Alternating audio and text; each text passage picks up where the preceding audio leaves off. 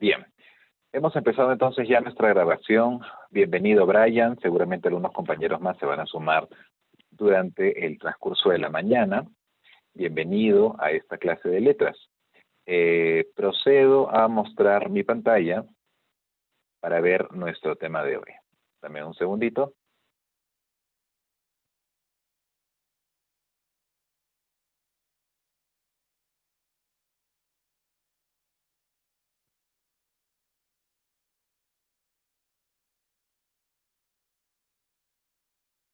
Ahí está. Y comenzamos a compartir la pantalla. Muy bien, amigo Brian. Aquí tenemos entonces nuestra pizarra y este es el material que hoy más temprano les he compartido. Es el material para, esta es la separata, mejor dicho, para poder trabajar nuestra clase de hoy. Bueno, nosotros, no sé si es tu primera vez en esta clase, amigo Brian, tenemos clases de letras 3 veces por semana. Los días lunes tenemos clase de lenguaje, los días miércoles tenemos clase de habilidad verbal y los días sábado como hoy a esta hora tenemos nuestra clase de redacción y de plan lector. Eso significa que durante el primer momento de la clase nosotros nos dedicamos al curso de redacción, damos algunas estrategias, algunos consejos, algunas sugerencias y contenidos para poder escribir mejor. Y en segundo lugar, nos enfocamos en el tema de plan lector. En el tema de plan lector, a lo que nos dedicamos es justamente, como lo dice su nombre, pues a leer y conocemos historias y cuentos, sobre todo, de distintos autores, tanto nacionales como internacionales. En el caso de la clase de hoy, nos corresponde el cuento Guarmacuyay, que es un cuento muy simpático de José María Arguedas. Ok, entonces, vamos a empezar con nuestro tema. Como es usual en esta clase, siempre damos lectura a una pequeña frase, que en este caso es una frase de Calderón de la Barca, famoso escritor, el autor de La vida es sueño. Calderón de la Barca decía que el valor es hijo de la prudencia, no de la temeridad. Que notar con pinzas lo que dice nuestro amigo Calderón, ¿no? Nos está hablando del valor de ser valiente y nos dice que este valor es hijo de la prudencia, o sea, el hijo de la reflexión calmada, del razonamiento, de mirar muy bien qué es lo que queremos hacer, no de la temeridad, ¿no? Temeridad, ¿a qué llamamos temeridad? Pues justamente a una valentía sobredimensionada, ¿no? Una valentía, o sea, ¿cómo decirlo? Temerario. El temerario es aquel que se enfrenta a todo sin medir consecuencias, sin importarle nada. Entonces dice Calderón, eso no es valentía. Para uno enfrentarse a lo que le hace daño, al mal, a lo que quiere enfrentar, pues entonces tiene que primero ser siempre prudente, considerar cuáles son los riesgos. Tampoco se trata de que nos maten, pues, por valientes. Entonces, en la clase del día de hoy, nos enfocamos en el tema de los barbarismos, ¿ok? ¿A qué llamamos barbarismos? Pues bueno, hay que señalar que en la clase de la semana pasada nosotros vimos un tema muy amplio que se llama vicios del lenguaje. En el tema de vicios del lenguaje, nosotros lo que hacemos es estudiar una serie de casos, de palabras y de frases que la gente suele utilizar de manera equivocada en el castellano. Entonces, esto viene a ser la segunda parte de ese tema. Un barbarismo es un mal uso de nuestro idioma, un mal uso del castellano. Eso, en esencia, es un barbarismo, ¿de acuerdo? Entonces, los barbarismos están por todas partes y los usamos todo el tiempo, ¿no? Por ejemplo, un barbarismo muy usual, muy común, es la palabra aiga, ¿de acuerdo? Espero que no haya traído, o espero que haya traído lo que le pedí. No, en realidad el verbo correcto que viene de la forma verbal haber es haya. Espero que haya traído eso, no espero que haya traído eso. Entonces, ese tipo de errores son los que nosotros atendemos cuando hablamos de barbarismos. Cabe señalar que cuando hablamos de barbarismos o de errores en el lenguaje, nos estamos refiriendo pues a lo que llamamos lenguaje estándar. O sea, hay momentos en donde nosotros tenemos que cuidar más que nunca nuestra manera de hablar o nuestra manera de escribir, ¿no? Por ejemplo, en un trabajo escolar, en un trabajo universitario, en una investigación. En general, si voy a escribir algo que va a salir publicado, sea en mi muro de Facebook o sea en una revista universitaria o lo que fuese, pues entonces yo tengo que tener mucho cuidado con mi expresión. Cuando yo hablo para poca gente, para mis amigos, por ejemplo, en mi WhatsApp, en lo que fuese, pues entonces yo puedo escribir como quiera y no hay problema, ¿no? No hay una policía que venga y que me diga, oye, esto está mal, ¿no? Nada que ver. En cambio, cuando voy a hacer una publicación que más gente va a leer, gente que no necesariamente es amiga mía, pues entonces ahí es cuando tengo que cuidar más mi manera de escribir y también mi manera de hablar. Y es ahí cuando el tema de los barbarismos encuentra su sentido. Hay, como te decía al inicio, muchos usos incorrectos del idioma que nosotros tenemos que conocer y atender, pues para no cometerlos en nuestra práctica cotidiana, ¿no? Cuando nosotros estamos comunicándonos en estos contextos, pues tenemos que evitarlos. Ok, siendo así, entonces acá nosotros tenemos una serie de casos comunes de barbarismos que podemos en este momento comentar, ¿no? Entonces, aquí lo pongo un poquito más amplio. Como ves, por acá tengo una columna que presenta los casos pues correctos y por otro lado tengo una columna que presenta los casos incorrectos de uso de estas palabras. Entonces, hay un lugar, por ejemplo, cerca de Lima, creo que está por Cañete, si no me falla la memoria, que se conoce con el nombre, mira, lo pongo por acá, se conoce con el nombre de Albúferas de Medio Mundo. Ahí está. Dice, es una laguna costera de agua salobre ubicada en Vegeta, Huaura, departamento de Lima, ¿no? Entonces, como tú puedes ver, incluso en el nombre le ponen una tilde al término, ¿de acuerdo? Pero ¿qué pasa si yo me voy al diccionario oficial de nuestro idioma, que es el de la Real Academia de la Lengua, y busco la palabra albúfera? Mira, la palabra albúfera no está en el diccionario. Entonces, ya el nombre ha quedado, todo el mundo le dice albúfera de medio mundo, pero en realidad el término no es albúfera. Ok, ya vi tu respuesta. El término no es albúfera, sino, como ves aquí, es albufera. Si yo hago clic, en efecto tengo esto, ¿no? Es una laguna en la costa de agua salina o ligeramente salobre, separada del mar por una lengua cordón de arenas, etcétera, etcétera. ¿Ok? Entonces, el término es albufera y viene del árabe. Como muchas palabras que empiezan con al también vienen del árabe. Por ejemplo, almohada, alhaja, alfajor, todas esas palabras vienen del árabe. Ok, entonces albufera también. Entonces, ¿qué decir? Aquí nosotros entonces tenemos que el término correcto es albufera, ya está marcado aquí, y que es una laguna, vamos a ponerlo así, laguna de agua salobre. ¿Ok? Laguna de agua salobre. Ahí está. Luego tengo antitesis y antítesis. Antítesis y antítesis.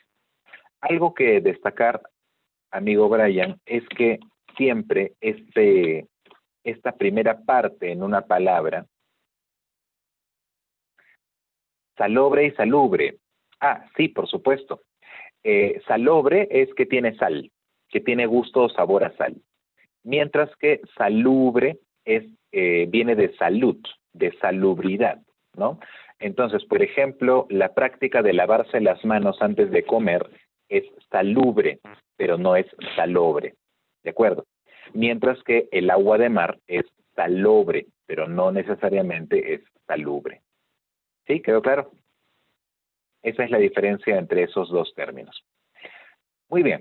Entonces, Tengo por aquí antítesis y antitesis. ¿Ok? Entonces, por un lado, tengo que este prefijo anti, ¿de acuerdo? Anti, generalmente significa contra.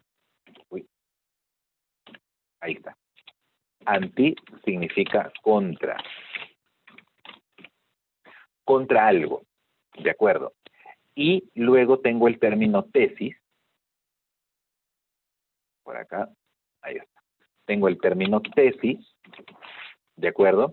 Quizás hayas escuchado que tesis es un trabajo muy importante que uno hace en la universidad cuando se va a graduar, cuando ya va a obtener su título, su licenciatura, le piden elaborar una tesis. Entonces, esta tesis, ¿de acuerdo? Esta tesis,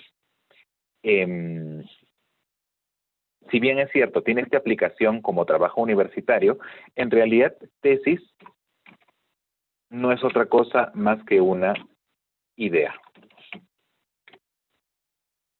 ¿De acuerdo? De manera muy elemental, tesis significa idea. Entonces, si tú tienes el término antítesis, lo que estás diciendo es que vas contra una idea. En un debate, por ejemplo, siempre hay dos posturas, ¿no? Hay, por ejemplo, se está discutiendo, pensemos, la legalización de las drogas, que es un tema muy común, ¿no?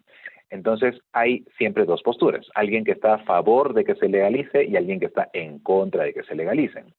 Entonces, cada una de estas posturas va a trabajar sus ideas o sus argumentos. Los que están a favor dirán por qué, los que están en contra dirán por qué. Entonces, cada vez que alguien da una idea, está dando una tesis. Cuando yo digo, oye, no, tu idea está mal, y está mal por esto y por esto, entonces lo que yo estoy señalando es una antítesis. ¿De acuerdo? Antítesis. Por cierto, la antítesis también es una figura literaria.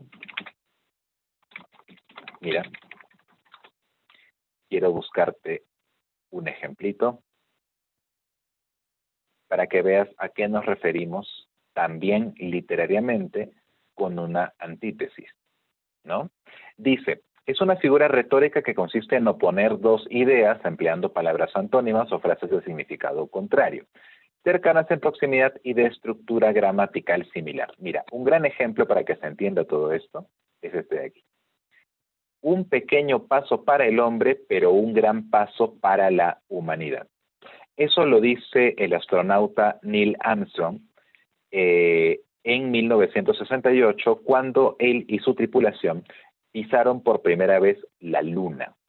En la famosa primera caminata lunar, o sea, cuando se bajaron de la nave y comenzaron a caminar por la Luna, y esto fue además transmitido hacia la televisión de buena parte del mundo, sobre todo en Estados Unidos, Neil Armstrong en inglés dice esto, ¿no? Esto es un pequeño paso para el hombre, pero un gran paso para la humanidad. Entonces tú mira, hasta acá tienes una primera oración, un pequeño paso para un hombre. Y luego aquí tienes un gran paso para la humanidad. O sea, hay palabras que se repiten, la estructura es semejante, es repetitiva, pero las ideas que está dando son opuestas, ¿no? Está diciendo que este llegar a la luna fue un pequeño paso para un hombre, que era él, pero un gran paso para la humanidad. Definitivamente el llegar a la luna fue un paso tremendo para todos los seres humanos, ¿no? El salir del planeta y llegar a este satélite fue tremendo. ¿Ok? Entonces, nunca te olvides que anti es contra y tesis es idea. Por lo tanto, una antítesis será refutar una idea. En el tercer caso tienes apoplejía o apoplejía. Lo correcto es apoplejía. Esta es una condición física, ¿no? Veamos cómo la define nuestro amigo el diccionario. Nuevamente, acá está, perdón. Apoplejía. Mira, ahí la tienes. Suspensión más o menos completa y por lo general súbita de algunas funciones cerebrales debido a hemorragia, obstrucción o compresión de una arteria del cerebro. ¿Se entiende? cuando a alguien le da apoplejía, o sea, sabemos que la sangre que pasa por nuestro cuerpo lleva, o sea, al tú comer, le das oxígeno a tu sangre. Tu sangre oxigenada llega hacia tu cerebro y tu cerebro te permite realizar todas las funciones que tú necesitas. Entonces, cuando sucede la apoplejía, hay una arteria cerebral que son justamente las que llevan la sangre oxigenada, que está obstruida o está rota, está sangrando. Entonces, eso que produce justamente la apoplejía. Entonces, no es, digamos, poca cosa que una arteria que va hacia el cerebro sufra de esta manera. Al contrario, es tremendo. Entonces, la apoplejía puede producir, por ejemplo, en muchos casos, parálisis, ¿no? A una persona se le paraliza el brazo, se le paraliza la pierna, ¿de acuerdo? Entonces, eso por la apoplejía. Se escribe con tilde. Entonces, aquí, en el caso de apoplejía, lo que podemos poner es que eso, ¿no? Es una, decía suspensión, ¿no? Sí, suspensión de funciones cerebrales, ¿no? Que pueden llevar a la parálisis, como decíamos. El número 4 contiene un error que yo lo he escuchado un montón de veces. Para mí es extraño porque yo recuerdo que en el colegio leímos una obra de teatro muy graciosa, muy divertida, que se llamaba El Avaro, ¿no? El Avaro. Y entonces la palabra avaro para mí, por esa experiencia que tuve de escolar, siempre fue natural. Nunca he escuchado a alguien que diga, o sea, nunca había escuchado a alguien que diga avaro. Pero ya de mayor, ya de más grande, muchísimas veces he escuchado que alguien pronuncia avaro. El avaro es la persona a la que no le gusta dar de su dinero. Es una persona que generalmente puede tener un poco de dinero acumulado, guardado, pero no le gusta prestar plata, no le gusta comprar cosas. Quiere tener el dinero guardado, ¿no? Como una propiedad. No le gusta utilizar el dinero en alguna otra actividad. Entonces, es un error frecuente el pronunciar esta palabra como si fuera esdrújula diciendo avaro, ¿no? La palabra correcta es avaro. Entonces, para que no te olvides, recuerda que un avaro es una persona que evita gastar dinero. En el, un ratito, ya. En el lenguaje popular, el término avaro es una palabra, o sea, se da mucho a entender este término con palabras más comunes, ¿no? Por ejemplo, en mi barrio le decían hueso. A la persona que no le gustaba dar dinero, oye, qué hueso que eres, ¿no? Una muy frecuente también es duro, ¿no? Oye, no seas duro, ¿no? Da un poco de tu plata ya, eso. Eso es avaro. No sé, en el lugar por donde tú vives, si tienen alguna palabra en especial para señalar a la persona avara. ¿Existe alguna palabra? Creo que se le dice puño, o sea, que no le gusta compartir, ¿no? Ah, interesante, interesante. Puño, ¿no? Eres bien puño. Mire, interesante, no la conocía. O sea, no la conocía en ese contexto. Bacán, bacán. Ok. Bueno, luego tenemos este deporte, que es el béisbol. Aquí, bueno, en Lima, yo ahorita no estoy en Lima, estoy en Amazonas. Me vine a vivir a Amazonas hace poquito, por la pandemia. Pero en Lima no se juega mucho béisbol, casi nada, ¿no? No sé si por donde tú vives sí, pero de todas maneras es frecuente pronunciar como béisbol, ¿no? Como si fuera palabra aguda, béisbol, pero lo correcto es béisbol, ¿no? Y esto porque béisbol viene de una palabra en inglés que es esta, así, ¿no? Es una combinación de la palabra base y de la palabra bola, porque el béisbol, ¿no? por si acaso, bueno, no sé si alguna vez lo has podido ver, pero el béisbol es un juego de equipos en donde justamente cada jugador y cada equipo va pasando por distintas bases. Esta suerte de pentágono que ves aquí chiquito es una de las bases. Entonces, cuando un jugador batea, tiene que empezar a correr por la cancha hasta que el otro equipo, o sea, y hacerlo muy rápido para que el otro equipo no lo capture. O sea, el otro equipo tiene que coger la pelota y tiene que tocarlo con la pelota para eliminarlo. Entonces, una vez que tú bateas la pelota, tienes que correr de una base a otra, primera base, segunda base, tercera base. Entonces, seguramente por eso es que el nombre del juego es de esta manera, ¿no? Base y bola. Entonces, la pronunciación en castellano trata de imitar la pronunciación en inglés, béisbol. Entonces, no es béisbol. Ese error muy frecuente de béisbol lo he escuchado mucho en la pronunciación mexicana, ¿no? Yo recuerdo que, por ejemplo, en el programa tan famoso del Chavo, cuando el Chavo y sus amigos jugaban, hablaban de béisbol, ¿no? No hablaban de béisbol. Y creo que también en algunas, ¿cómo decirlo? En algunas películas que tienen traducción mexicana, me estoy acordando ahorita del caso de Shrek, por ejemplo, también en algún momento recuerdo que Burro habla con Shrek y le dice, ¿no? He quedado con Pinocho para jugar al béisbol o para ver el béisbol, ¿no? Entonces, de ahí seguramente vienen estas confusiones. Entonces, viene de béisbol, la dejo aquí, y la pronunciación, bueno, este es un deporte, ¿no? Deporte de equipo. Ok. Hasta aquí, Brian, ¿se viene entendiendo? ¿Estamos bien? ¿Tienes alguna pregunta? Sí, sí, todo correcto, profe. Ya, genial. Continuamos entonces. Bueno, aquí en realidad no tenemos un error, sino tenemos dos maneras diferentes de pronunciar el mismo término. Hay palabras como estas, y te pongo acá otro ejemplo, como puede ser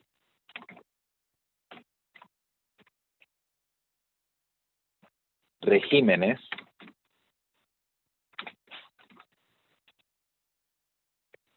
o sea, ahí es no, en singulares, a ver, lo cambio. Puede ser régimen o puede ser régimen. Cualquiera de las dos variantes son correctas. Puede ser régimen o puede ser régimen. Lo mismo pasa con caracteres y caracteres. ¿De acuerdo? Ambas palabras existen, pero en el uso se le suele dar una diferencia notable. Por ejemplo, caracteres, esta de aquí, lo pongo por acá encimita. Caracteres suele utilizarse como sinónimo de letras, ¿no? O sea, cuando se habla, por ejemplo, de las letras del teclado que uno usa en su computadora, se habla de caracteres. Caracteres españoles, caracteres chinos, caracteres, bueno, egipcios, lo que fuese, ¿no? Estas son letras. En cambio, cuando se habla de caracteres, ahí se habla más bien del comportamiento, ¿no? Del comportamiento, de cómo es una persona. Oye, esta persona tiene mal carácter, buen carácter. A eso nos referimos cuando es con tilde, ¿no? Mientras que cuando es sin tilde, como decía, significa más bien letras. Catálisis. Bueno, esto me suena más a medicina. Lisis es una terminación que por lo general significa separación de algo, ¿no? Por ejemplo, la separación de partículas a través de la electricidad se llama electrólisis. Veamos entonces a qué se refiere la palabra catálisis. A ver, según nuestra amiga la RAE nos dice, incremento de la velocidad de una reacción en presencia de un catalizador. Ok, ahí lo tenemos, ¿no? Proceso químico. Incremento de la velocidad de una reacción en presencia de un catalizador. ¿Y qué es un catalizador? Dice, acá está. En los motores de combustión interna, que tú das clic a cada una palabra y te sale su significado. La RAE quiere explicar todo. En los motores de combustión interna es un dispositivo que mediante una sustancia catalizadora produce reacciones que disminuyen la toxicidad de los gases de la combustión. A ver, un momentito.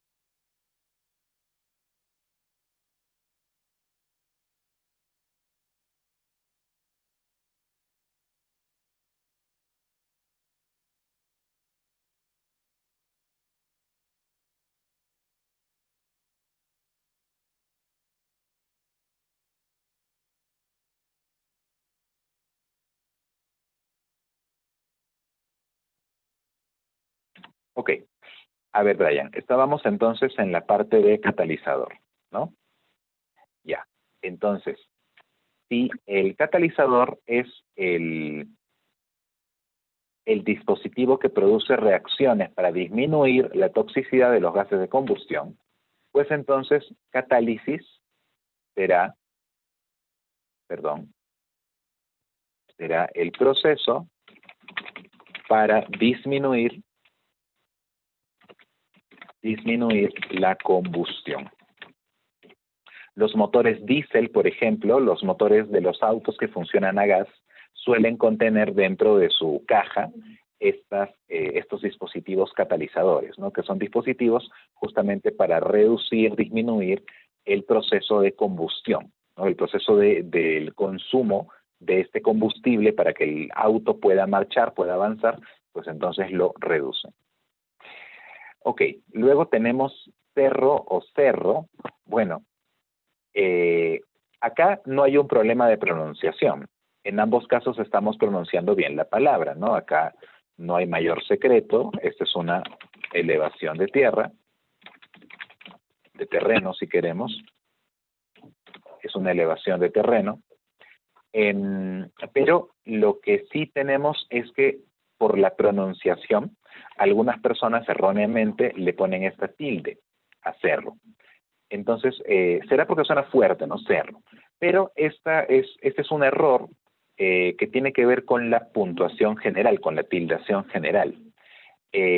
Resulta que cuando una palabra es grave, o sea, cuando tiene la mayor fuerza de voz, en la penúltima sílaba, la regla me dice que yo debo tildarla únicamente cuando esta palabra no termine ni en vocal, ni en N, ni en S, ¿no? Es una regla general que seguramente habrás visto desde que eras pequeño.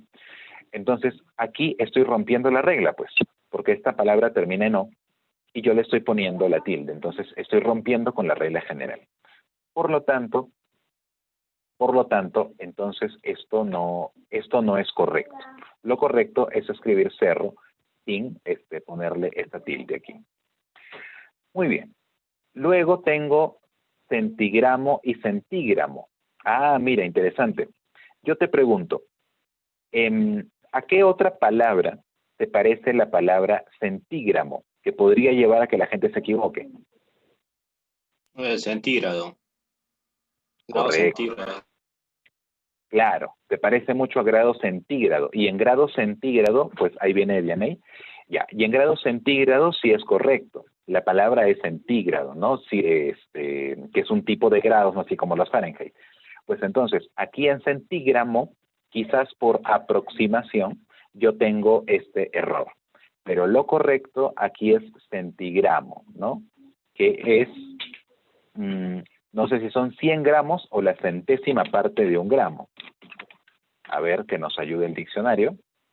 Unidad de masa equivalente a ella es la centésima parte de un gramo. O sea, es una unidad de peso muy chiquitita. Entonces, centésima parte de un gramo. De un gramo. Ya.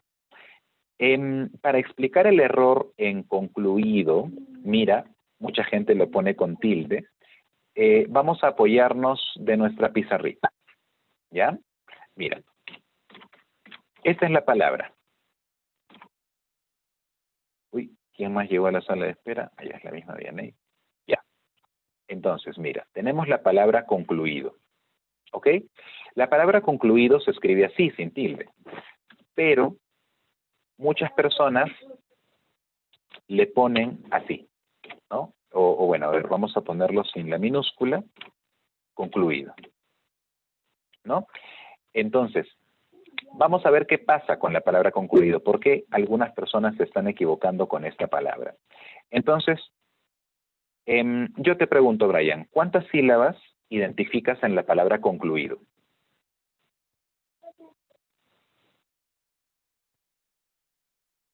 4. 2, 4, ¿ya? ¿Cuáles son esas 4 que encuentras, amigo? Ok, ya tenía. O sea, entonces solo habrían 3, la O, la U y la I. A ver, te ayudo, mira, la primera sílaba es con. Sílaba. ¿Cuál es la? Ok. Ajá, Creí que sílaba, estábamos hablando sílaba. de vocales. Perdón. Ya. Esa es la primera. ¿Cuál sería la segunda? Club. Ya. Uy, un ratito, ya. Club. ¿Qué más? Y Ido sería la última. Así. Sí, concluido. Ya. A ver, ¿estás seguro o prefieres cambiar tu respuesta? Sí, estoy seguro. Ya. Ok. Cuando éramos niños, a la separación de sílabas la aprendíamos con palmadas, ¿no? Entonces, por ejemplo, si yo tenía la palabra perrito, me enseñaban perrito. Eran fuerzas de voz, ¿no? Entonces, tú aquí estás separando con, clu, ido. No. Entonces, la primera está bien, con. La segunda, alguien podría pensar que es clu. La tercera, y la cuarta, o. O sea, hay quien podría separar la palabra así, con 4 sílabas. Pero aún así, habría un error que se explica de esta manera. A ver, este ha sido un tema anterior, pero no está de más recordarlo. Existen vocales abiertas o también conocidas como vocales fuertes, que son 3. La A, la E y la O. Y también existen las vocales cerradas o vocales débiles, que son las otras 2, o sea, la I y la U. ¿Ok? Mira, acá en estas 2, amigo Brian, y también bienvenidos Vianey y Jan, que ya se sumaron a la clase, en estas dos tipos de vocal está buena parte de la esencia de las reglas de tildación. Recordar esto es capital y fundamental.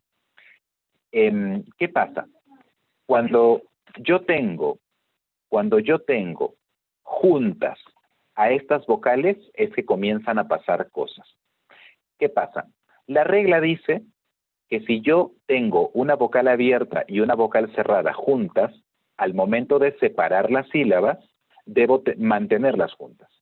Entonces, aquí tengo, mira, vocal abierta más vocal cerrada.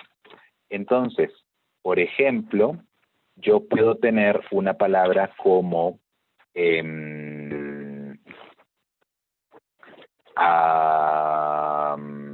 ya,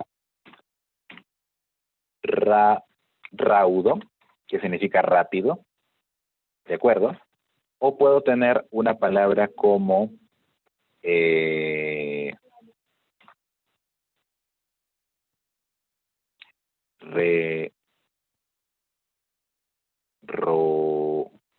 oye, no sé, no, se me han ido de la mente.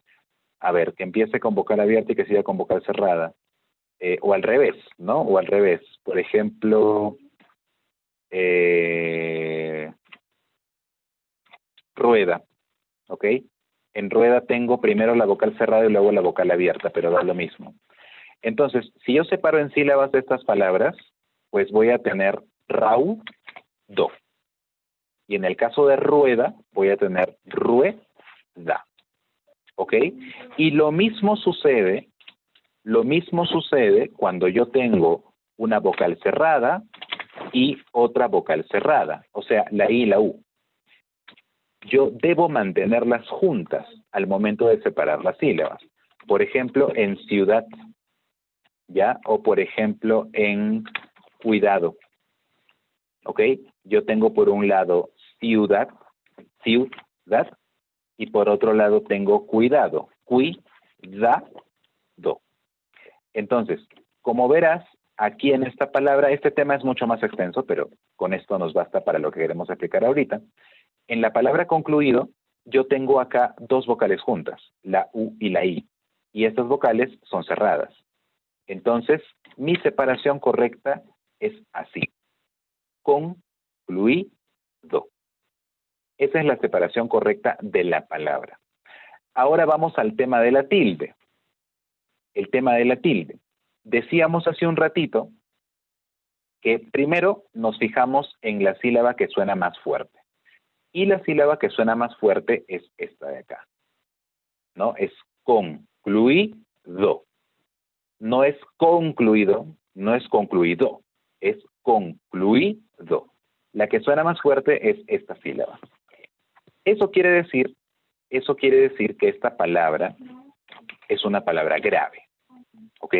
Si es una palabra grave, lleva consigo unas reglas de tildación específicas. Esa regla de tildación dice que si la palabra termina en vocal, en N o en S, repito, vocal N o S, entonces esa palabra no debe llevar tilde. Y es exactamente lo que está pasando con esta palabra. Concluido, entonces, debe escribirse sin tilde. Escribirla con tilde es entonces un error. Concluido, sin tilde, es lo correcto. Regresamos entonces acá.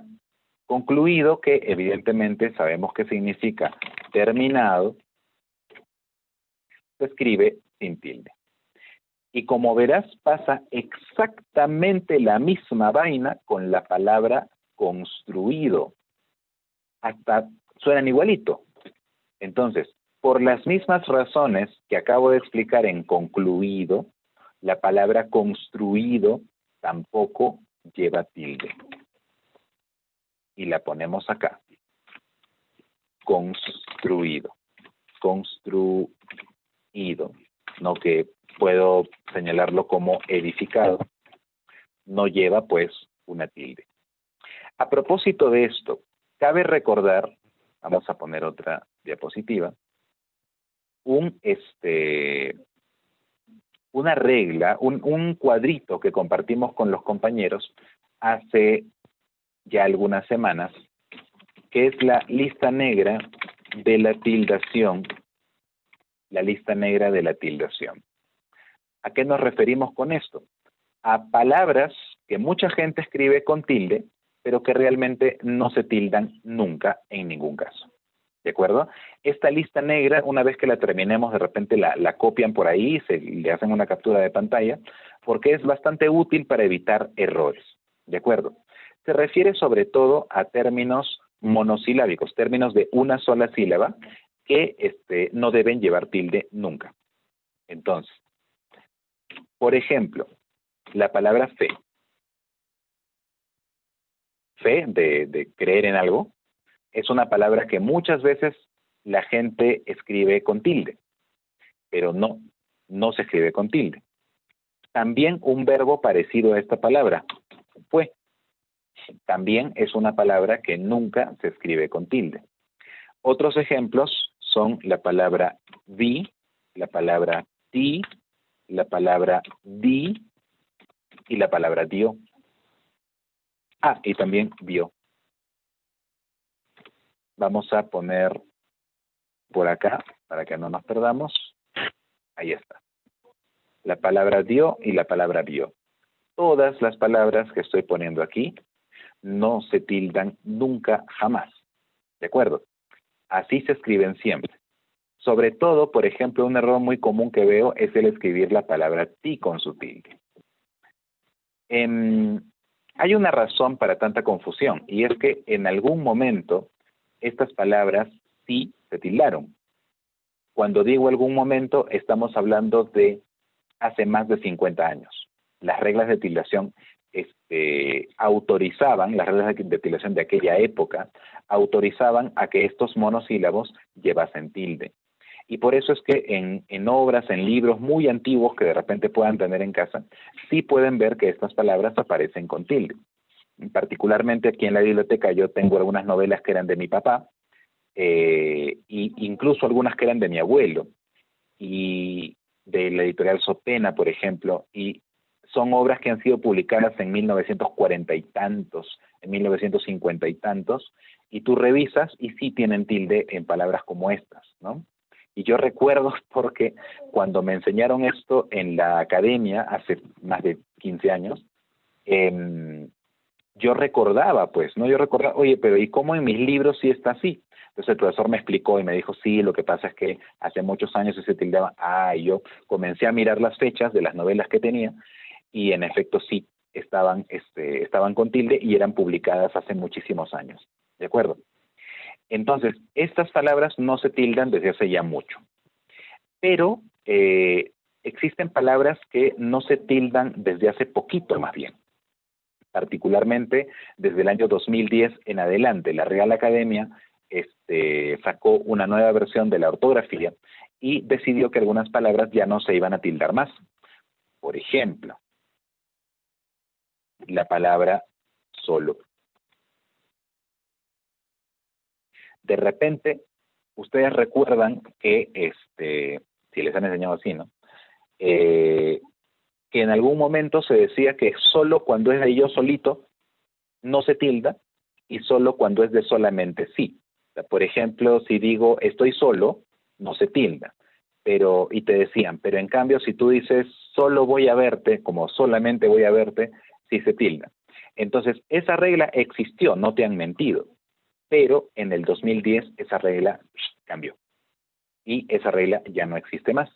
Entonces, desde ahora, y al menos hasta que la regla cambie, si lo hace alguna vez, la palabra solo no se tilda nunca, en ningún caso, sea de solo o de solo de soledad o solo de solamente, no se tilda nunca, jamás, never ever.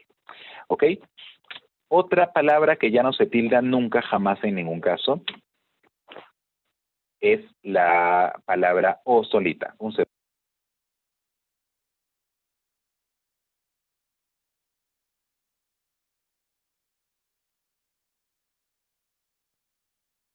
Ok, entonces tenemos estas dos palabras que no se tildan nunca en ningún caso, ¿de acuerdo? No se vayan a confundir, solo y o.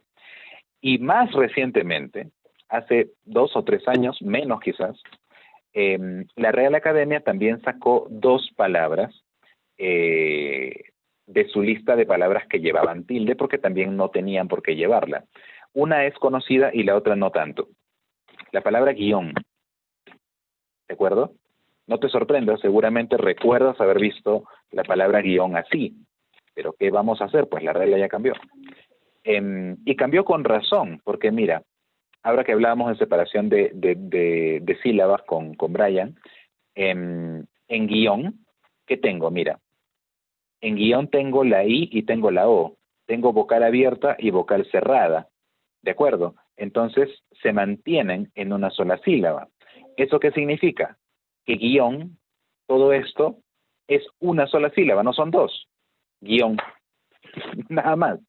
Entonces, como es una sola sílaba, por regla general, las palabras que tienen una sola sílaba no se tildan. Solamente las palabras que tienen dos usos diferenciados, como el tú de tú dijiste y el tú de tu camisa está sucia, de acuerdo que son dos usos diferentes, hay a veces en que tú se tilda y tú no se tilda. Pero en el caso de guión no hay nada. Guión es una única palabra que solamente funciona como sustantivo y no tiene otra versión. Entonces esa palabra no se tilda nunca. Otra es esta, truán, que significa algo así como pícaro, ratero, ¿no? Ese es el truán. Y también la palabra truán ya no se tilda nunca en ningún caso. ¿Ok? Hasta aquí, amigos, amigas. ¿Alguna pregunta, alguna duda respecto de lo que se acaba de explicar?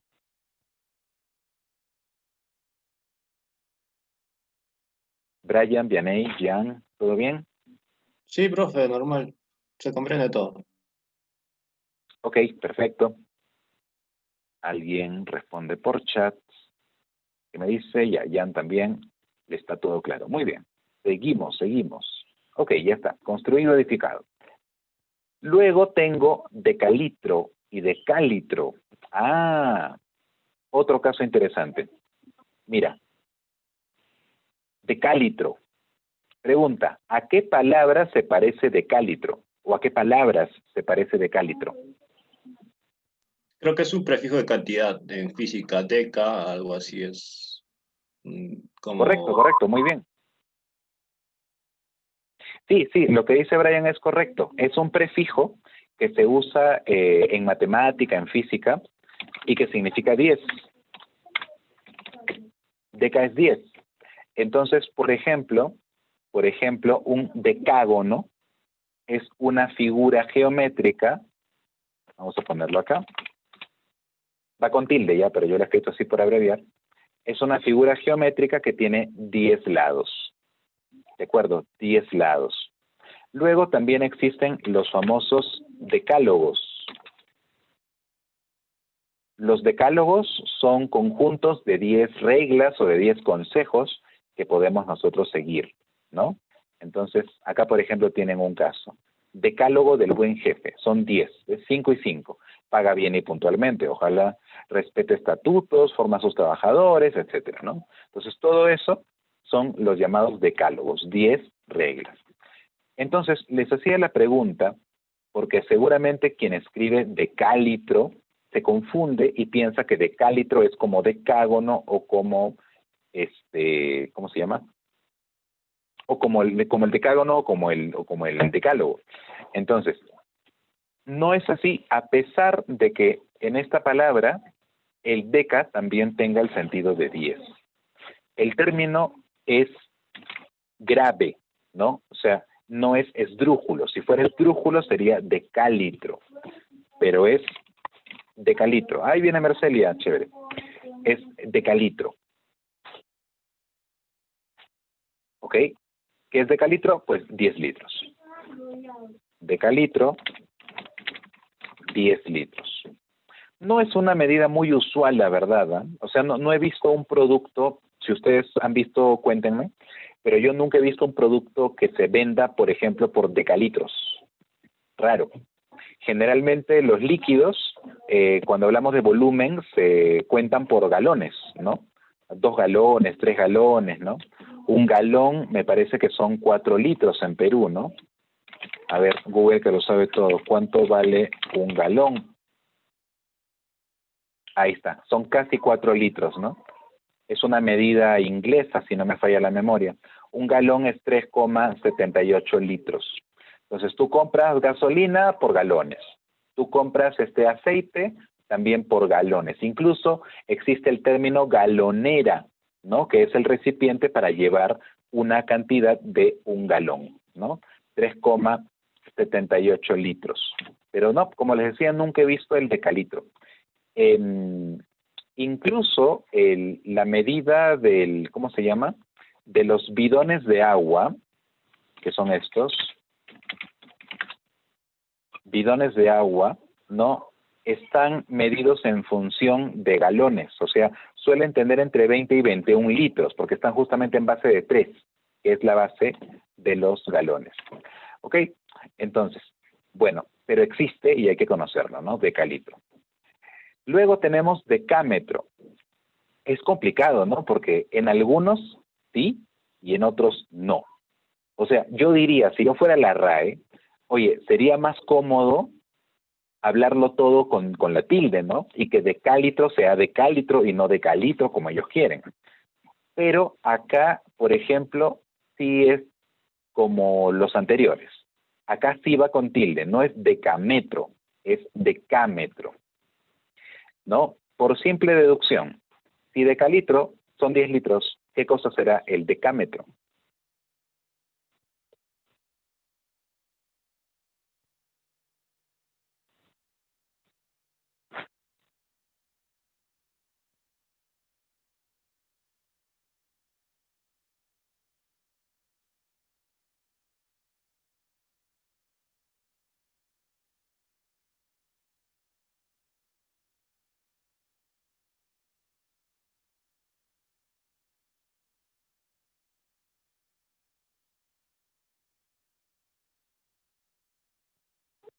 Correcto, Brian, 10 metros.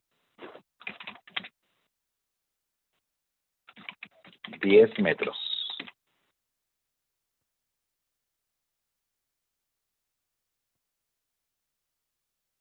Ok, ya volví. 10 metros. Luego tengo otra unidad de medida que también es esdrújula, el decímetro. Ah, parecido, ¿no? A ver, si un decámetro son 10 metros, ¿cuánto será un decímetro?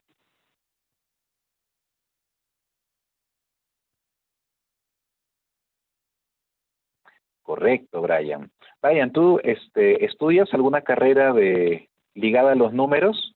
¿Alguna ingeniería, por ejemplo, algo así? Porque conoces bastante de matemáticas. Ah, ok, te gustan. Chévere, chévere. Sí, correcto. El decímetro es la décima... Ahí, ¿por qué nació esto? Un momentito. Ahí está. Es la décima parte de un metro, ¿no? Igual, decímetro se usa poco, lo más común es el centímetro, que es la centésima parte del metro, pero de todas maneras ahí está. Epiglotis. Ajá. Epiglotis es una parte del cuerpo, de la cercana a la garganta, si no me falla la memoria.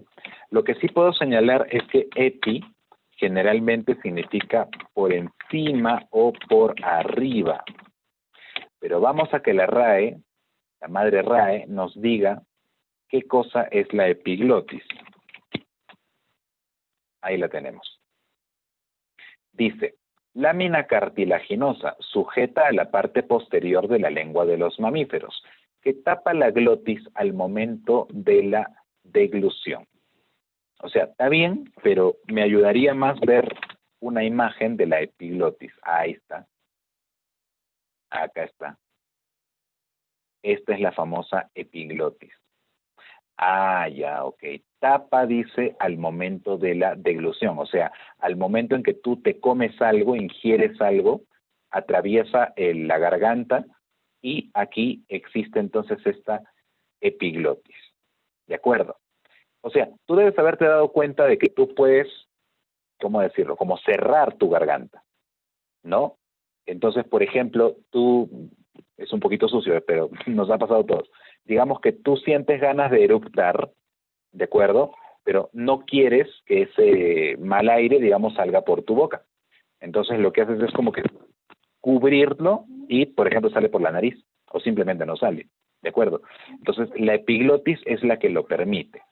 Cuando en algún momento has querido devolver tu comida, vomitar, pues entonces también como que, o sea, claro, igual vas a tener que ir y hacerlo, pero por un momento puedes contenerlo, como que cierras tu garganta. Entonces lo que estás cerrando es en efecto esto, la epiglotis. Es como una tapita, ¿de acuerdo? Además, esta glotis o epiglotis es en general como un tapón del resto de tu cuerpo. O sea, tú, por ejemplo, hoy día puedes comer, no sé, ceviche, chicharrones, lo que fuese. Pero bueno, luego vas, te lavas los dientes y luego ya tu boca no huele a lo que comiste. Todo eso ya se quedó en el estómago.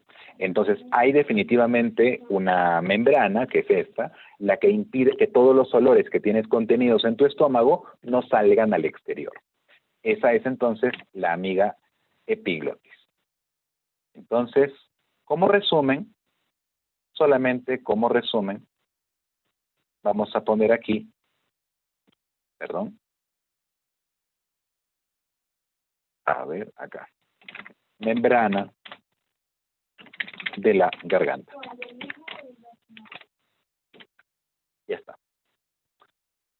Luego, acá tengo espécimen y espécimen. Recuerdan que hablábamos acerca de estas palabras que tienen dos posibilidades de escritura. Vamos a ver si con espécimen pasa lo mismo. Ah, no. Mira, usualmente yo he escuchado que alguien dice espécimen, ¿no? Encontré un espécimen de una nueva mariposa, por ejemplo. Encontré un espécimen de una, no sé, de una lombriz, ¿no? Por cierto, les cuento como curiosidad que aquí en Amazonas, en Chachapoyas, donde estamos, tenemos una pequeña huertita y hace unos días estábamos haciendo unos trabajos en la huerta y se estaba sacando la tierra y encontramos primero una serpiente.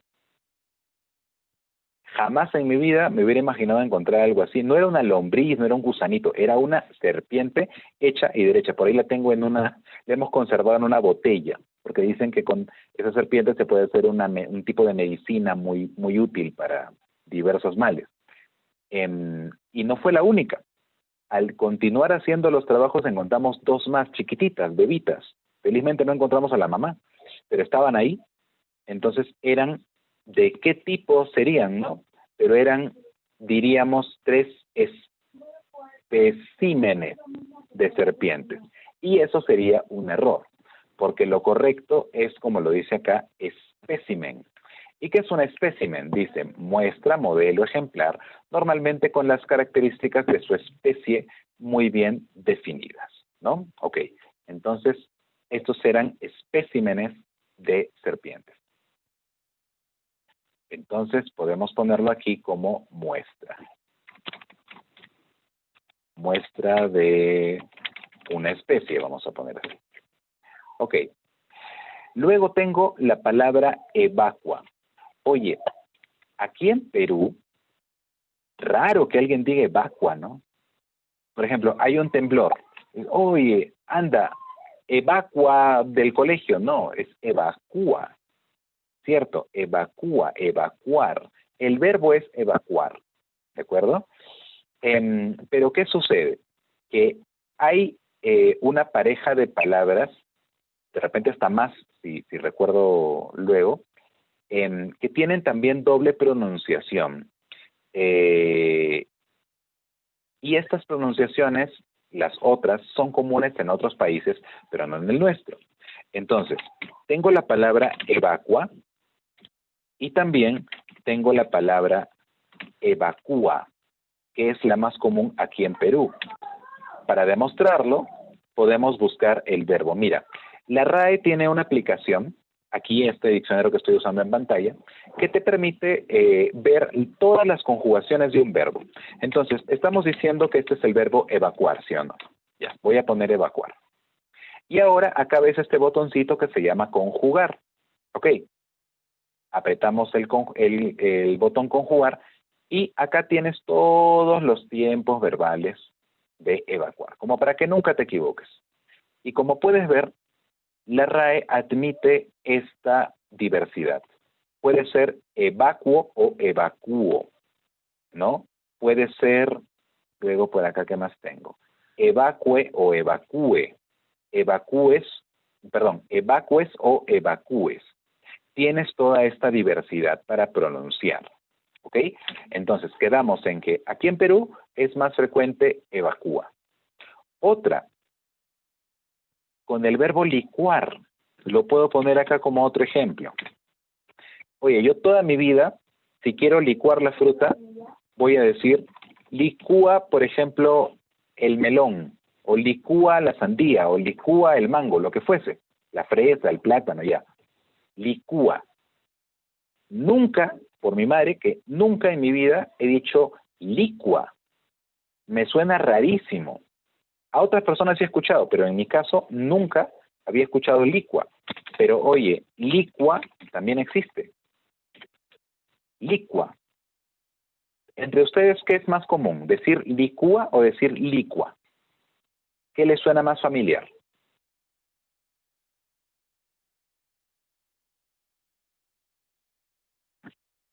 ¿Hola?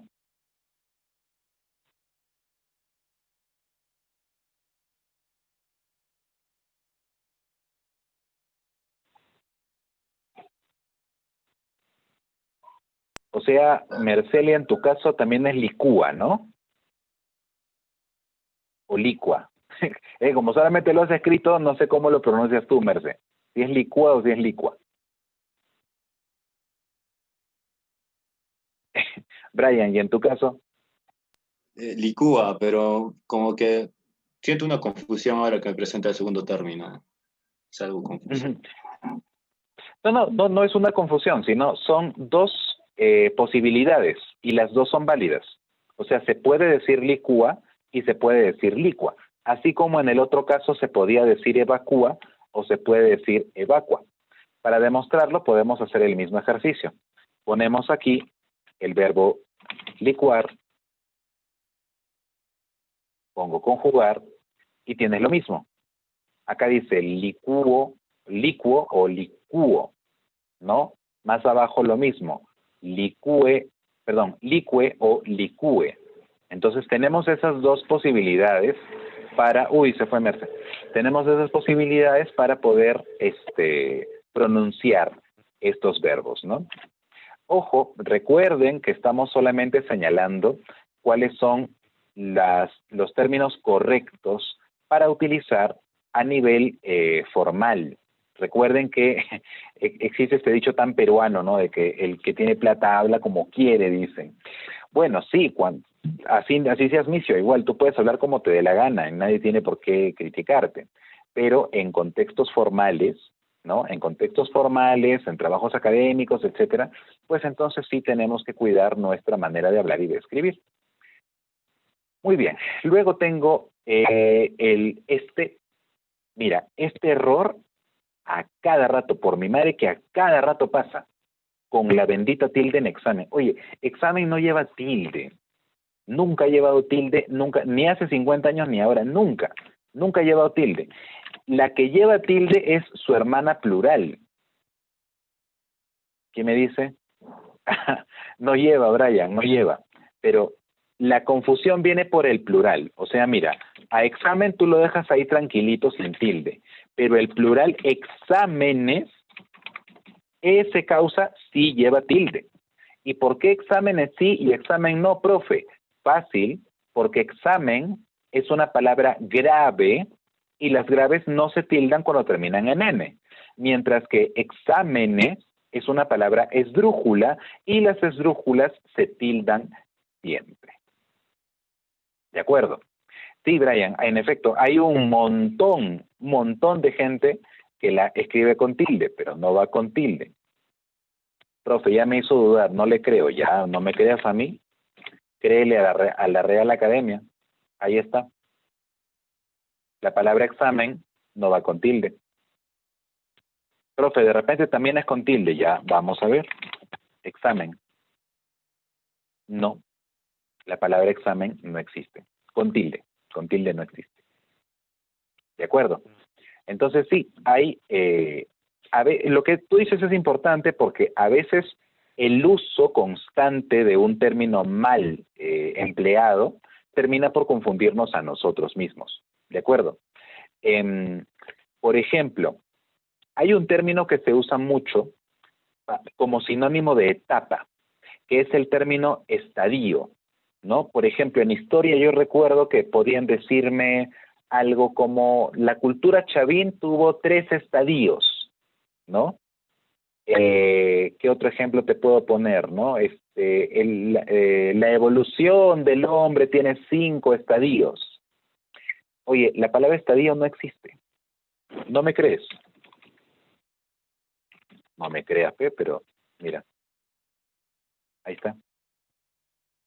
La palabra estadio no existe. Entonces, profe, lo correcto es usar siempre la palabra estadio. O sea, estadio es el lugar donde juegas fútbol y estadio también es un sinónimo de era o etapa. No, profe, está mal. Ya te dije, no me crees a mí. Ahí está el diccionario. Mira, ¿qué dice del significado de estadio? Recinto, ahí está. Recinto con grandes dimensiones, con graderías para los espectadores, destinado a competiciones deportivas. Ahí está, pero donde juega fútbol, ahí está. Segunda acepción, periodo o fase de un proceso. Yo no estoy inventando nada. Todo lo dice la Real Academia. Si no nos gusta, a ellos tenemos que reclamarle. ¿De acuerdo? Entonces recuerda siempre, la palabra estadio no existe. Eso se llama falso cultismo. ¿Por qué? Porque es un error común que suele pasarle a la gente instruida, a los profesionales, a la gente que ha estudiado. Suele pasarle mucho ese error, ¿no? El término estadio no existe. Ok, síganme para más contenido y sorpresas. Entonces, en la número 19, ahora tenemos expedito y expedito. Ya, suena curioso, ¿no? Expedito, como un pedito de antes, pero no. Expedito significa listo, concluido, terminado, ¿no? Por ejemplo, bueno, es que en contextos laborales más lo he escuchado, ¿no? Por ejemplo, tienes que dejar todo expedito antes de la reunión. Todo ok, todo terminado, todo listo, todo bien preparado antes de la reunión, todo expedito. Aquí tenemos esta palabra que habíamos visto en nuestra lista negra, fe y fe, ¿de acuerdo? Luego tenemos fluido y fluido, ya.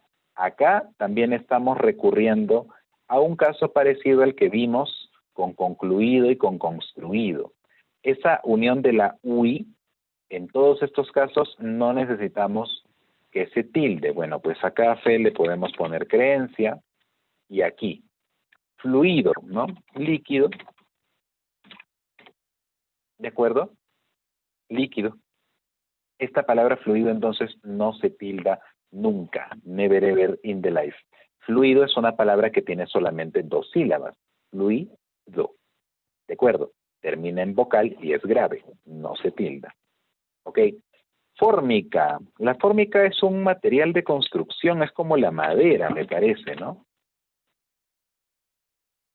Ajá, ya no es un error, mira. ¿Qué pasa? Acá la RAE me está diciendo, mira, viene de una marca registrada. Primero el significado. Dice, es un conglomerado de papel impregnado y revestido de resina artificial que se adhiere a ciertas maderas para protegerlas. Cuando yo veo eso, prefiero buscarlo como imagen, para que sea más claro de entender. Ahí está. Vamos a buscar fórmica. Ahí está. Esa es la fórmica. Mira, acá se ve clarito, ve. Este revestimiento que tiene, esto es madera prensada, me parece, y este revestimiento que tiene es la famosa fórmica. Acá también lo ves. ¿No? Parecido, aunque no es lo mismo, pero es parecido al melamine, ¿no? Ahí está. Entonces, acá el diccionario sí me da permiso, ¿ve?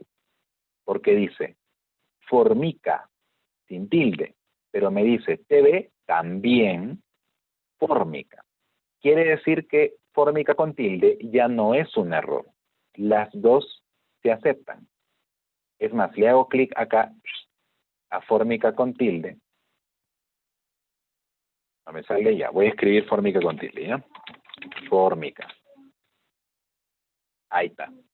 Cuando yo pongo fórmica no me sale que no existe, sino me está llevando a la voz fórmica. ¿Eso qué significa, amigo, amiga, que me escuchas atentamente?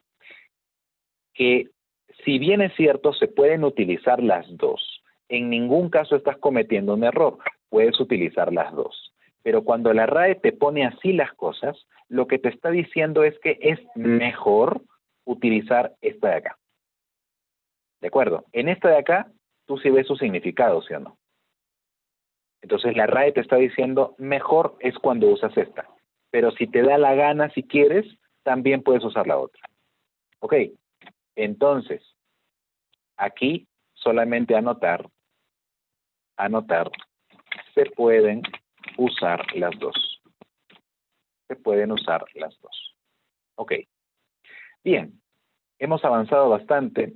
Antes, todavía falta bastante, pero nuestra clase tiene un tope y también tenemos este cuento tan simpático de José María Arguedas, que es el Guarmacuyay. Vamos a ver. Probémoslos con un poquito de ejercicios. Primero, ¿qué palabra es correcta? ¿Cuál de las que tienes aquí está bien escrita? A, B, C, D o E.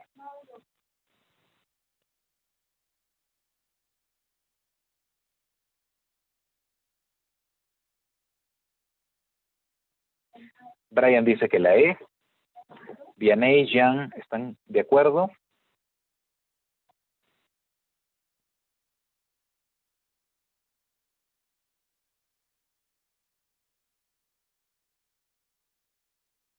Bueno, Vianney, Jean, el que cae otorga. Y la respuesta es correcta. Correcta.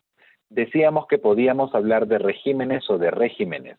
Ok, entonces, sí, fe y vi son dos palabras que estaban, recuérdalo, son dos palabras que estaban en nuestra lista negra. Fe y vi no se tildan nunca y aquí fe y vi aparecen con tilde, por lo tanto se trata de un error. Examen, recordábamos hace poquito que no se tilda nunca, y también la palabra, bueno, monócromo no lo vimos, monócromo es aquello que tiene un solo color.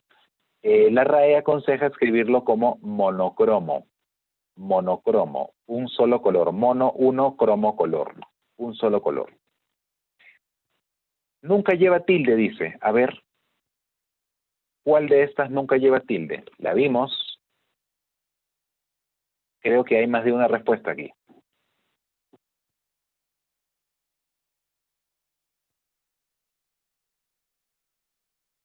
Dale Brian, dale Jean. A ver, ¿cuál es la respuesta aquí?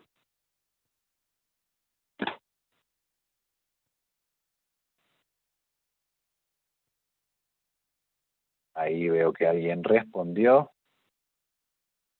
Vamos a ver. Dice ti, solo y de. Ti, solo y de. A ver, la respuesta de Brian es.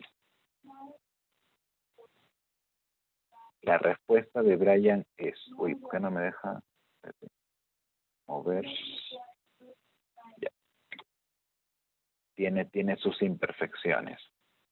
Jan dice solo también, coincide contigo. Vamos a ver. El ti nunca lleva tilde, es correcto. El solo nunca lleva tilde, es correcto. El de nunca lleva tilde, ahí sí hay un problema. Claro, el de no lleva tilde, por ejemplo, en la casa de Juan o la taza de Giancarlo, etcétera. Pero, por ejemplo, si quiero, claro, viene ahí correcto, el solo tampoco lleva tilde. Si quiero decir, quiero que me dé unas revistas, ese de sí lleva tilde, porque viene del verbo dar. Cuando viene del verbo dar, el de lleva tilde. ¿No? Abrígate bien, no vaya a ser que te dé fiebre. Ese de lleva tilde. ¿Ok? Entonces, como la pregunta es, ¿nunca lleva tilde? Pues en el caso de no es cierto. De a veces sí lleva tilde. De dar, correcto. De dar. Vamos con la 3. ¿Cuántas tildes le faltan a Mozart, Mozart, gran músico, hizo un requiem que, ironía de la vida, fue usado en su velorio? Por cierto, si ustedes en YouTube ponen Requiem Mozart, ténganle paciencia, son como 10 minutos creo, pero es una canción, bueno, no es una canción porque no tiene letra, pero es una composición maravillosa, estremecedora, y de hecho que en más de una película deben haber escuchado ese Requiem, es una composición alucinante. Pero bueno, volviendo a la pregunta, ¿cuántas tildes le faltan a este texto?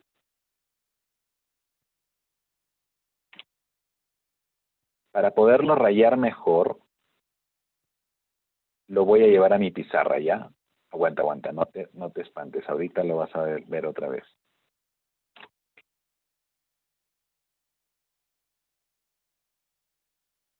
Ya, aquí lo tienes. Otra vez, ¿cuántas tildes le faltan a este texto?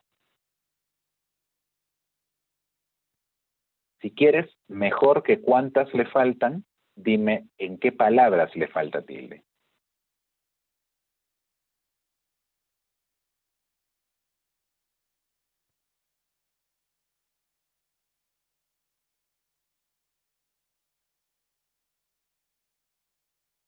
Ya, por ahí vamos bien. A ver, tú me sugieres esto, amigo Brian. Tú me dices, en músico, Después me has dicho en ironía, correcto. Ya, hasta ahí va bien. Hay una palabra más que lleva tilde. ¿Cuál es?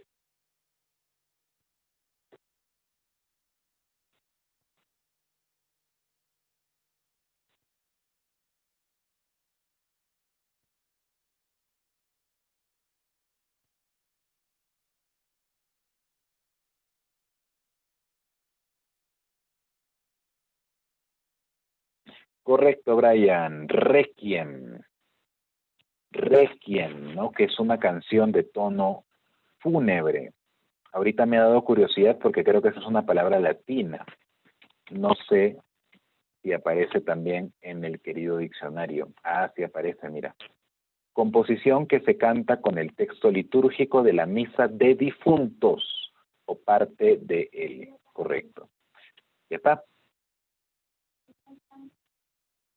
Entonces la respuesta correcta es 3. Ya está.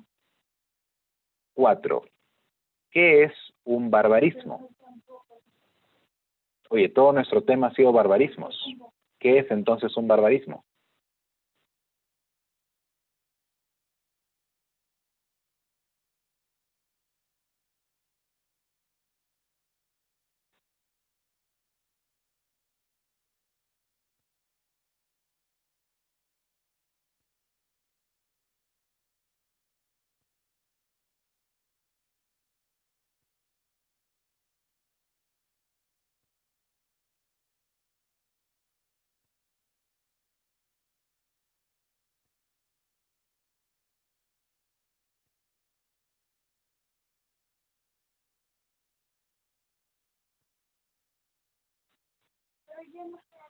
Jan dice la D y es correcto.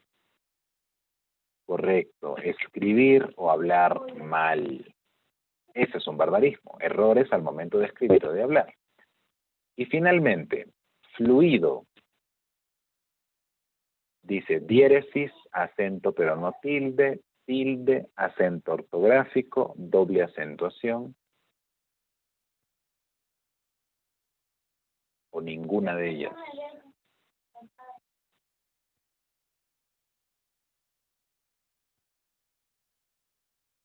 ¿Qué marcamos en fluido?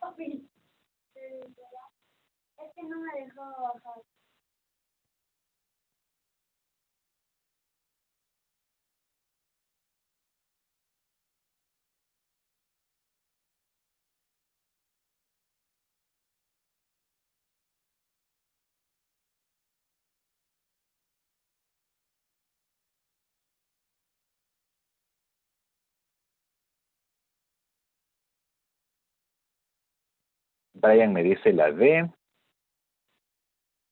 Jan me dice la D, y ahora Brian cambia su respuesta. Acento pero no tilde. Ya, sí, mira, sucede que, ojo, acá te lo pongo para que no te olvides. El acento ortográfico es exactamente igual que tilde, ¿ok? Mientras que el acento que no tiene tilde se llama acento prosódico. Por lo tanto, la palabra fluido sí tiene acento. Todas las palabras tienen acento, pero no tiene tilde. Entonces, esto es lo correcto. Ok. Entonces, dejamos por un momento el tema de barbarismos y terminamos en los últimos minutos de la clase con nuestra lectura. Bueno, deberán recordar quizás que en la escuela algo deben haberles hablado acerca de José María Arguedas. Es un autor tremendo, es un escritor enorme. Su vida fue bastante triste, tanto así que él muere suicidándose. Él era un escritor correcto del indigenismo, es el más grande de todos los de la época indigenista. Y justamente es indigenista porque él en sus obras, en un Perú mucho más clasista y racista que el que es hoy en día, él hizo una literatura junto a otros autores para tratar de revalorar la figura del indígena que él mismo además se sentía. Según se cuenta, solamente por colorear esto un poco más, Arguedas fue un niño que creció junto a su papá. Su mamá muere muy joven y su papá se casa con una mujer que él recuerda como muy mala. Y dos cosas pueden ejemplificar un poco por qué es que él la consideraba tan mala. Arguedas era, o sea, mejor vamos a ver una imagen suya. Mira, ahí está.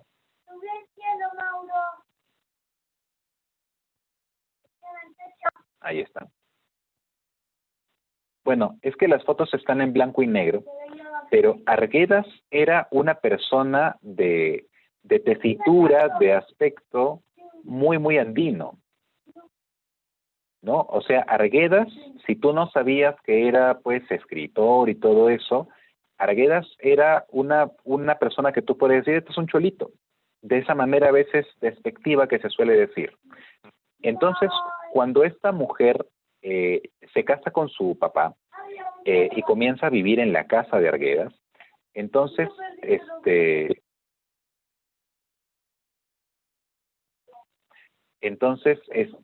Arguedas comienza a sufrir mucho. Esta señora ni siquiera, cuenta él, lo dejaba dormir en la casa. Arguedas tenía que dormir en la cocina, en una suerte de batea como de lavar las cosas. Le ponían una colcha y él tenía que dormir ahí como si fuera un perrito.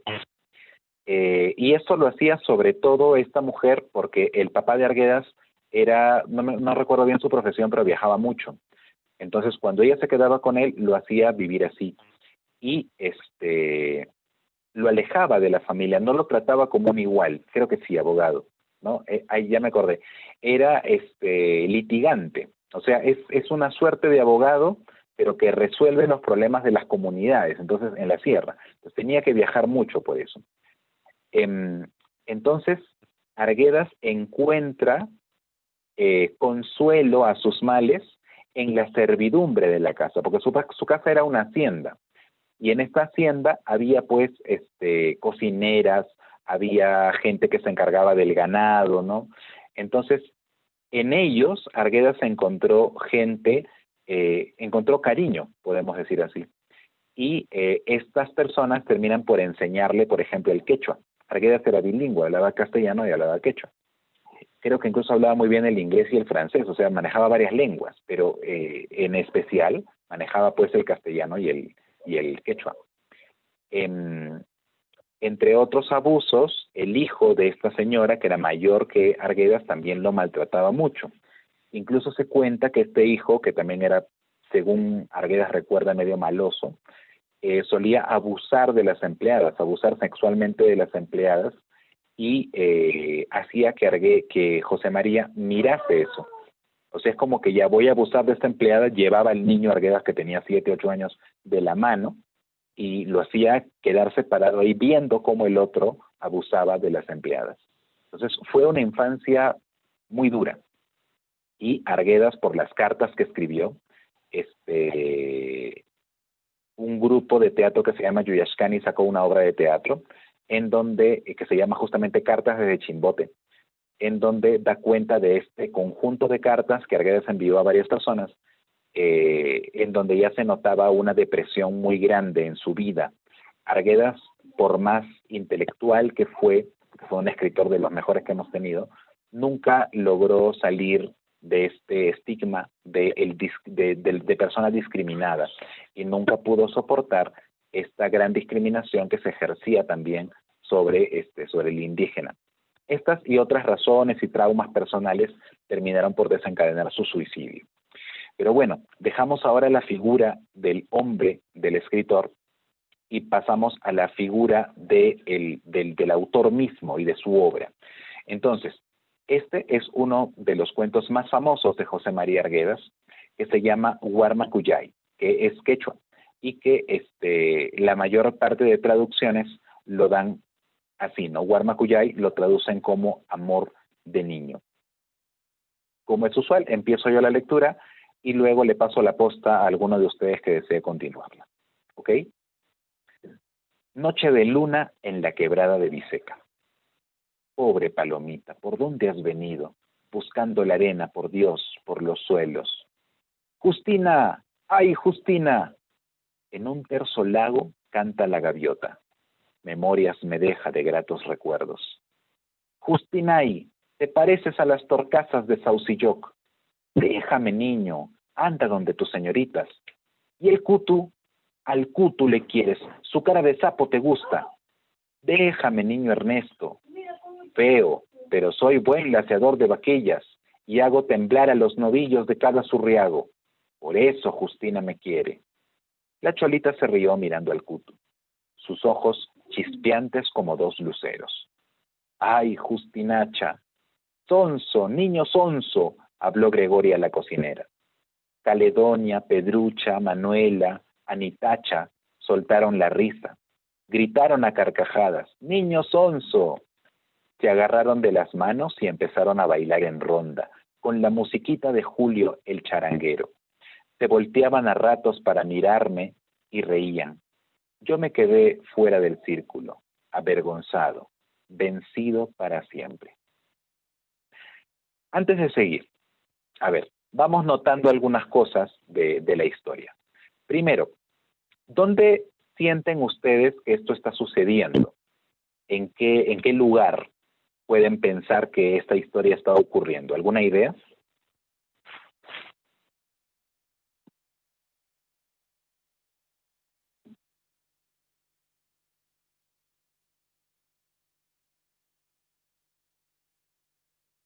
Jan, Vianney, Marc.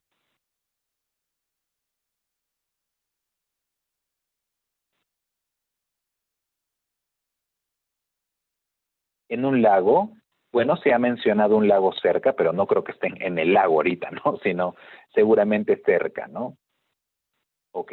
Hablan de una quebrada, ¿no? Que es un tipo de formación muy común en la sierra, ¿no?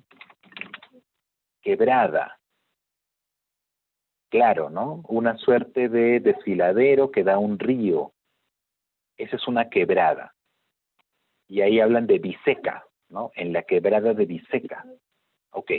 Entonces, en un ambiente rural, de campo, sin duda, ¿no? Ahora, algo curioso que tiene esta historia es justamente la manera como el personaje nos habla. Pobre palomita, ¿por dónde has venido? Buscando la arena, por Dios, por los suelos. La gramática que tiene esto, si bien las palabras son castellanas, la gramática nos recuerda muchísimo al quechua. Por ejemplo, aquí, al cutu le quiere, su cara de sapo te gusta. Al cutu le quiere, su cara de sapo te gusta. Esa manera de hablar es mucho más propia del quechua que del castellano. Me refiero a cómo construye las frases al momento de hablar. Acá también. En un terzo lago canta la gaviota, memorias me deja de gratos recuerdos. Ese desorden en las palabras, que usualmente sería, me deja memorias de gratos recuerdos. El memorias me deja, ¿no? Es palabras me dice, ¿no? Comida me trae. Esa inversión del objeto directo y del verbo es característica del quechua. No es la única. Algo mucho más profundo que eso está en esta comparación. El niño compara a Justina con torcasas. ¿Qué es una torcaza? Es una paloma. Entonces, oye, en nuestro mundo no es muy común comparar a una mujer con una paloma. Se le compara, pues, bueno, y de manera muy tradicional, además, con una flor, ¿no? Con que es muy bonita, etcétera. Pero saben que esto viene del quechua. En quechua, entre los antiguos peruanos existía el urpi. Ajá, urpichay, el urpi. El urpi era un canto quechua que servía para halagar a una mujer comparándola con una palomita. Urpi, paloma. Entonces, por eso, el que él compare a su Justina con las torcasas es un recuerdo de esta habla, de este habla quechua, ¿no? Y también el ay o el i. Se nota que esta niña se llama Justina, esta chica se llama Justina, pero él le dice Justinay. En el quechua, no sé si ustedes hablan quechua, yo no lo hablo, pero un poquito de esto conozco. El I al final de las palabras es mi o mío. Entonces, cuando él dice Justinay, está diciendo mi Justina, Justina mía. Y cuando le dice Justinacha, el cha es el diminutivo en el quechua. O sea, Justinacha es como decir Justinita, ¿no? Entonces, aquí no lo hace, pero si él le hubiera dicho Justinachay, es mi Justinita, ¿no? El quechua se caracteriza por ser un idioma en el que se habla de manera muy cariñosa. El cha y el chay son muy, muy frecuentes por eso. ¿De acuerdo? Entonces, eso está comenzando a pasar aquí en el cuento. Deben recordar esta canción Niña Chay de William Luna, ¿no? Es una mezcla entre el castellano y el quechua, otra vez, Niña Chay, niñita mía. Seguimos entonces. Él dice que se quedó fuera del círculo, avergonzado, vencido para siempre. ¿Ok? Parece que le gusta a la Justina y Justina no le da vuelo. ¿Eh? Me fui hacia el molino viejo. El blanqueo de la pared parecía moverse, como las nubes que correteaban en las laderas de Chaguala. Los eucaliptos de la huerta sonaban con ruido largo e intenso. Sus sombras se tendían hasta el otro lado del río. Llegué al pie del molino. Subí a la pared más alta y miré desde allí la cabeza del Chaguala. El cerro, medio negro, recto, amenazaba caerse sobre los alfalfares de la hacienda. Daba miedo por las noches. Los indios nunca lo miraban a esas horas y en las noches claras conversaban siempre dando la espalda al cerro. Si te cayeras de pecho, Taita Chaguala, nos moriríamos todos. Mira cómo lo dice, qué bonito. Si te cayeras de pecho, le dice al cerro, o sea, si viniera como se dice, un huaico, ¿no? Un aluvión. Si te cayeras de pecho, Taita Chaguala, nos moriríamos todos. Al medio del buitrón, Justina empezó otro canto. Flor de mayo, flor de mayo, primavera, ¿por qué no te libertaste de esa tu falsa prisionera? Tiene forma de huayno, ¿no? Los cholos se habían parado en círculo y Justina cantaba al medio. En el patio inmenso, inmóviles sobre el empedrado, los indios se veían como estacas de tender cueros. Ese puntito negro que está al medio de Justina, y yo la quiero. Mi corazón tiembla cuando ella se ríe. Llora cuando sus ojos miran al cutu. ¿Por qué pues me muero por ese puntito negro? Curioso, ¿no? Le dice, yo me muero por esa que está ahí, que es un puntito, una nadita, pero yo me muero por ella. Los indios volvieron a zapatear en ronda. El charanguero daba vueltas alrededor del círculo, dando ánimo, gritando como, ahí está mal, es como potro enamorado. Una pacapaca empezó a silbar desde un sauce que cabeceaba a la orilla del río. La voz del pájaro maldecido daba miedo. El charanguero corrió hasta el cerco del patio y lanzó pedradas al sauce. Todos los cholos le siguieron. Al poco rato el pájaro voló y fue a posarse sobre los duraznales de la huerta. Los cholos iban a perseguirle, pero don Froilán apareció en la puerta del vitrón. ¡Largo! ¡A dormir! Los cholos se fueron en tropa hacia la tranca del corral. El cutu se quedó solo en el patio. A ese le quiere. Los indios de don Froilán se perdieron en la puerta del caserío de la hacienda, y don Froilán entró al patio tras ellos. ¿Alguno de ustedes podría continuar, por favor? Brian, Jan o Vianey.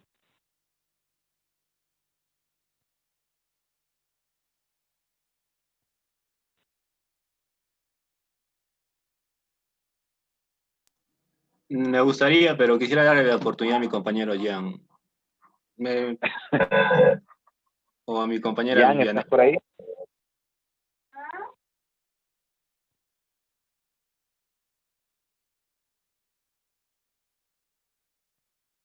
No están funcionando sus micros, creo, Brian. Si gustas, tú puedes continuar.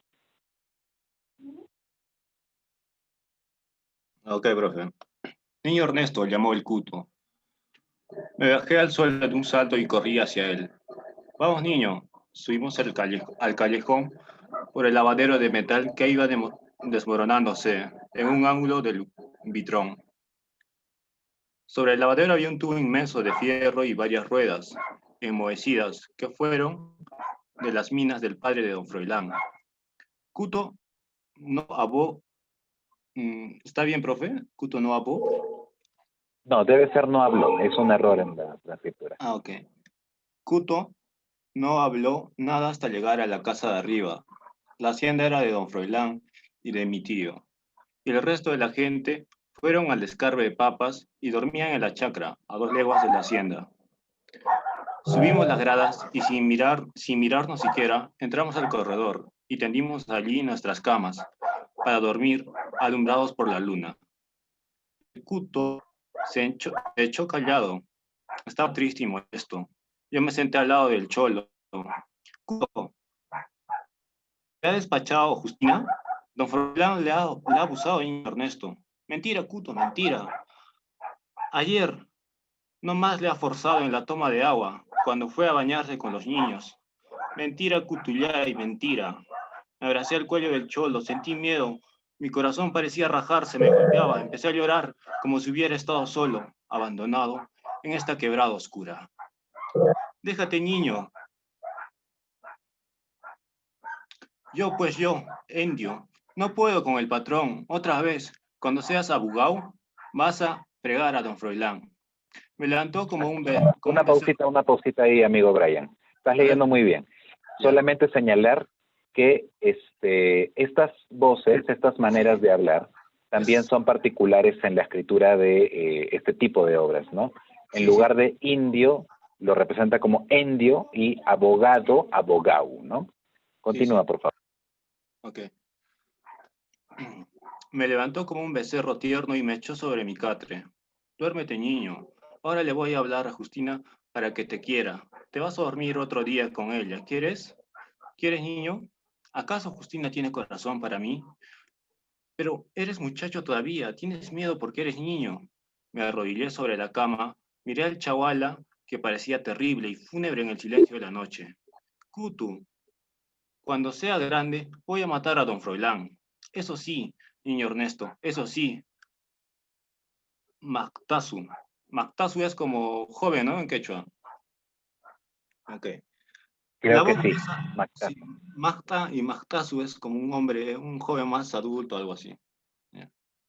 La voz gruesa del cholo sonó en el corredor como maullido de león, que entraba hasta el caserío en busca de chanchos. Cutu se paró, estaba alegre, como si hubiera tumbado al puma ladrón. Mañana llega el patrón. Mejor esta noche vemos a Justina. El patrón seguro te hace dormir en el cuarto, en su cuarto, que se entre la luna para ir. Su alegría me dio rabia. ¿Y por qué no matas a don Froilán? Mátale con tu onda, Cutu, desde el frente del río, como si fuera puma ladrón. Sus hijitos, niño, son 9, pero cuando seas abogado, ya estarán grandes. Mentira, Cutu, mentira. Tienes miedo como mujer. No sabes nada, niño. ¿Acaso no he visto? Tienes pena de los becerritos, pero a los hombres no los quieres. Don Froilán es malo. Los que tienen hacienda son malos. Hacen llorar a los indios como tú. Se llevan las vaquitas de los otros o las matan de hambre en su corral. Cutu, don Froilán es peor que Toro Bravo. Mátale, no has. Cutucha, aunque sea con galga, en el barranco de Capitana. Endio, no puedes, niño, Endio, no puede. Era cobarde. Tumbaba a los padrillos cerriles, hacía temblar a los potros, rajaba a látigos el lomo de los aradores, ondeaba desde lejos a las vaquillas de los potros cholos, cuando encontraba a los potreros de mi tío. Pero era cobarde, indio perdido. Lo miré de cerca, su nariz aplastada, sus ojos casi oblicuos, sus labios delgados, ennegrecidos por la coca. A este le quiere. Y ella era bonita. Su cara rosada siempre estaba limpia. Sus ojos negros quemaban. No era como las otras cholas. Sus pestañas eran largas. Su boca llamaba el amor y no me dejaba dormir. A los 14 años yo la quería. Sus pechitos parecían limones grandes y me desesperaban. Pero ella era de Kutu. Desde tiempo de ese cholo con cara de sapo. Pensaba en eso y mi pena se parecía a la muerte, y ahora don Froilán la había forzado. Mentira, Kutu, ella misma, seguro ella misma. Pausa, Pucho, pausa ahí. Ujú. Sí, hasta ahí, Brian, muchas gracias. listo.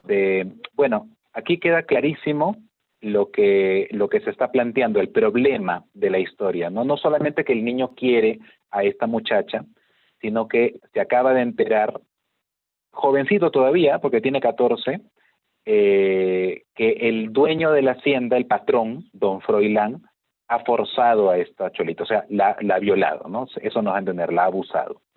Entonces, la cólera de saber lo que sucede le hace tener varias reacciones. En primer lugar, quiere matar a don Froilán. ¿Qué es lo segundo que le pasa? Por eso esto que acaba de leer Brian es tremendo. Mentira, Kutu, ella misma, seguro ella misma. O sea, no la violaron. Ella quiso estar con don Froilán. Pero luego miren lo que pasa. Un chorro de lágrimas saltó de mis ojos. Otra vez el corazón me sacudía como si tuviera más fuerza que todo mi cuerpo. Kutu, mejor la mataremos los dos a ella, ¿quieres? Entonces mira, ya no es una víctima, sino ella es como que la culpable de lo que pasó. El indio se asustó, me agarró la frente, estaba húmeda de sudor. ¿Verdad? Así quieren los mistis. Llévame donde Justina, Kutu. Eres mujer, no sirves para ella, déjala. ¿Cómo no, niño? Para ti voy a dejar, para ti solito. Miren, Guairala se está apagando la luna. Los cerros se ennegrecieron rápidamente, las estrellitas saltaron de todas partes del cielo. El viento silbaba en la oscuridad, golpeándose sobre los duraznales y eucaliptos de la huerta. Más abajo, en el fondo de la quebrada, el río Grande cantaba con voz áspera. Yo despreciaba al Kutu. Sus ojos amarillos, chiquitos, cobardes, me hacían temblar de rabia. Indio, muérete mejor, o lárgate a Nazca. Allí te acabará la terciana, te enterrarán como a perro. Pero el novillero se agachaba nomás, humilde, y se iba al buitrón, a los alfalfares, a la huerta de los becerros, y se vengaba en el cuerpo de los animales de don Froilán. Al principio yo lo acompañaba. En las noches entrábamos ocultándonos al corral, escogíamos los becerros más finos, los más delicados. Kutu se escupía las manos, empuñaba duro el zurriago y rajaba el lomo a los torillitos. 1, 2, 3, 100 zurriagazos. Las crías se retorcían en el suelo, se tumbaban de espaldas, lloraban y el indio seguía encorvado, feroz. Yo me sentaba en un rincón y gozaba. Yo gozaba. De don Froilán es, no importa, es de mi enemigo. Hablaba en voz alta para engañarme, para tapar el dolor que encogía mis labios e inundaba mi corazón. Pero ya en la cama a solas una pena negra e invencible se apoderaba de mi alma y lloraba 2, 3 horas, hasta que una noche mi corazón se hizo grande, se hinchó. El llorar no bastaba, me vencían la desesperación y el arrepentimiento. Salté de la cama, descalzo, corrí hasta la puerta, despacito abrí el cerrojo y pasé al corredor. La luna ya había salido. Su luz blanca bañaba la quebrada, los árboles rectos, silenciosos, estiraban sus brazos al cielo. De 2 saltos bajé al corredor y atravesé corriendo el callejón empedrado. Salté la pared del corral y llegué junto a los becerritos. Allí estaba Sarinacha, la víctima de esa noche, echadita sobre la bosta seca con el hocico en el suelo. Parecía desmayada. Me abracé a su cuello, la besé 1000 veces en su boca con olor a leche fresca, en sus ojos negros y grandes. Ninacha, perdóname, perdóname, mamaya. No está hablando de una mujer, está hablando de un becerrito, ¿no? De una becerrita, mejor dicho. Junté mis manos y de rodillas me humillé ante ella. Ese perdido ha sido, hermanita, yo no. Ese Kutu, canalla, indio perro. La sal de las lágrimas siguió amargándome largo rato. Sarinacha me miraba seria, con su mirada humilde, dulce. Yo te quiero, Ninacha, yo te quiero. Y una ternura sin igual, pura, dulce, como la luz en esa quebrada madre, alumbró mi vida. A la mañana siguiente encontré al indio en el alfalfar de Capitana. El cielo estaba limpio y alegre, los campos verdes llenos de frescura. El Kutu ya se iba tempranito a buscar daños en los potreros de mi tío para ensañarme contra ellos. Kutu, vete de aquí. En Bisecas ya no sirves. Los comuneros se ríen porque eres maula. Sus ojos opacos me miraron con cierto miedo. Asesino también eres, Kutu. Un becerrito es como una criatura. Ya en Biseca no sirves, indio. Yo nomás acaso, tú también. Pero mírale al Taita Chaguala. 10 días más atrás me voy a ir.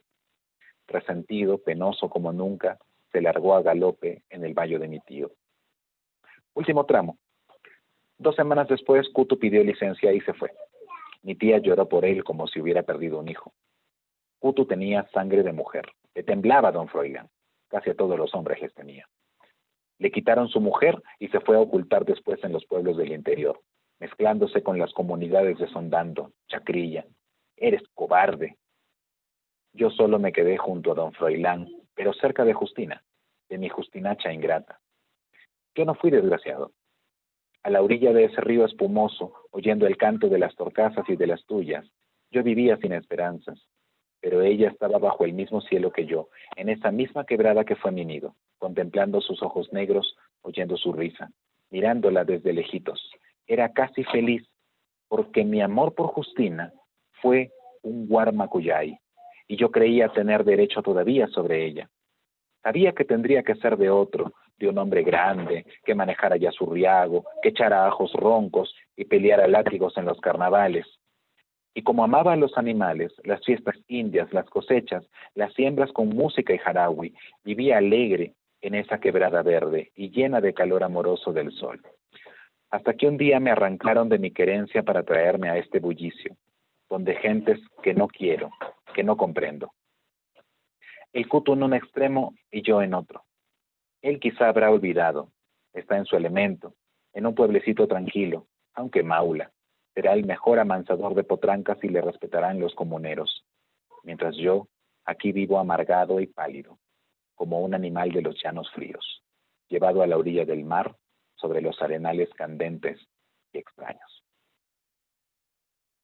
José María Arguedas, amigos, Guarmacuyay. Bueno, estamos ya por un poco por encima de la hora, más bien gracias por la paciencia. Y bueno, conmigo entonces, mucho gusto en haberte conocido, amigo Brian. Sí, por supuesto, te agrego. Ponme por aquí tu celular, por favor, por el chat, para añadirte al grupo de WhatsApp. Y bueno, te adelanto, las clases continúan los lunes, miércoles, viernes y sábados. Lunes, miércoles y viernes las clases son de 5 a 8, salvo de 5 a 8. Y los días sábados las clases son desde las 8 de la mañana hasta la 1 y luego de 2 a 4 conmigo. ¿De acuerdo? Sí, Jan, qué bueno que te haya gustado. Es un cuento maravilloso. José María Arguedas realmente es un cuentista extraordinario. Y bueno, en otro momento podemos leer otro texto de él. Si les ha gustado, hay, por ejemplo, Los ríos profundos, que es una novela de él maravillosa, Los ríos profundos, El zorro de arriba y el zorro de abajo, entre otras, ¿no? Está, sí, el final a mí también me parece muy, muy, muy conmovedor, muy bonito ese final. Y triste porque también, o sea, si les he contado un poco cómo fue su vida, es para que entiendan también por qué él escribía como escribía. Usaba una gramática más quechua, demostraba mucho, mucho amor, mucha cercanía por los indios, ¿no? A pesar de que en este cuento uno de esos indios sea su rival. El niño se molesta con este indio, no tanto porque sea feo, porque quiera a Justina, sino más bien porque no supo defender a Justina, ¿no? Porque el patrón le abusa y este indio, bueno, decide no intervenir, no hacer nada y termina huyendo, ¿no? Entonces sí, es un texto muy conmovedor. La obra de Arguedas es francamente maravillosa, ¿ok? Hasta canciones escribía Arguedas, ¿eh? Bueno, amigos, no se preocupen entonces, luego podemos seguir hablando de Arguedas y de otros escritores. Siempre los sábados leemos un cuento. Nuestros sábados son los días de lectura. Siempre trato de traerles un cuento por lo menos interesante, ¿no? Entonces, bueno, lo dejamos ahí, amigos. Muchas gracias, cuídense, que tengan un muy lindo fin de semana y ya nos vemos entonces durante estos días. El lunes yo tengo mi clase de 6 a 8 con ustedes. Más temprano tienen la clase de matemática y de física y química. Un abrazo, nos vemos. Listo, profe, mucho gusto. Igualmente, Brian, ahorita te añado al grupo. 86 968 8034.